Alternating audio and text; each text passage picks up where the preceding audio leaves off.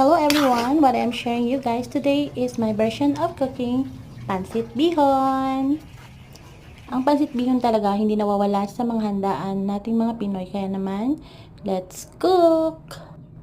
So, simple lang yung ating mga ingredients. Carrots, cabbage, sibuyas at bawang. And, syempre yung ating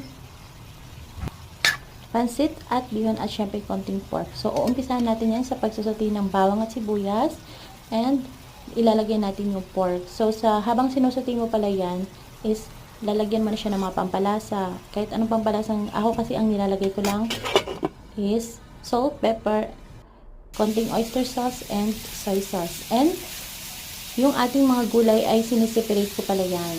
Ayan. Lalagyan mo lang din yan ng mga pampalasa para pag mamaya ilalagay na natin sa ating pansit, may lasa na siya.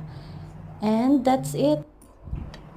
Luto na yung ating pansit bihon. Napakasimple at napakadaling gawin at konti lang din yung ating mga ingredients. So, every Filipino knows how to cook pansit dahil napakadali lang yang gawin at ito talaga ang hinahanap-hanap natin sa mga handaan kapag may birthday, mga piyesta, hindi nawawala ang pansit. So, thank you guys for watching. Follow for more.